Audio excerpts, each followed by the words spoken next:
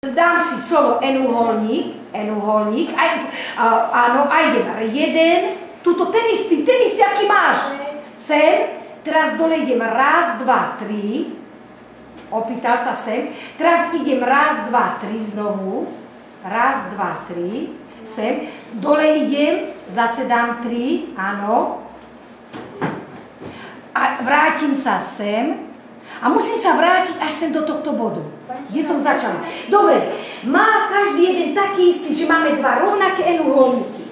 Počkám, zodvihni si to, tunak máš lištu. Po tejto lište, sledujte, toto lišto sa pohybuje s tým našim výkresom. Pozrite sa. Tak, máme povohnuté.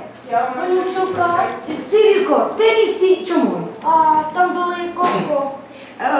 Rátaj, pozri sa, Cyrilko, máš oči. Raz, dva, tri, štyri, 5, 6, 7, 8, 9. Na spodku je 9.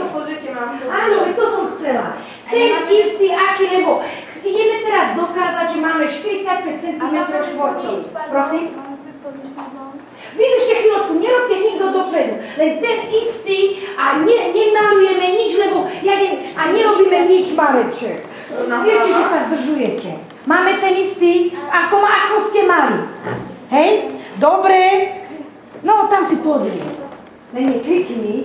Ja počkám chvíľočku, hej? Dobre, a teraz sa dohodneme. Vecnina 3 je hotová, takže aj Martinka, aj keď nie si hotová, Martinka, pozeraj. Všetci pozerajú na... Máš to tam, vydrž chvíľku. Pomôžem ti. Teraz sa robí toto, deťurence. Zložím ho z dvoch N-uholníkov. A to, deťurence. Tuto je jeden a tuto je druhý. Čiže zase musím ísť doslova N-uholník a obtiahnem, deťurence, obtiahnem teraz tento N-uholník. Sledujte. Tento bod, najprv sa pozeráme. On sa ptá, tento bod a idem až kde? Sem. Tento bod a vrátim sa sem.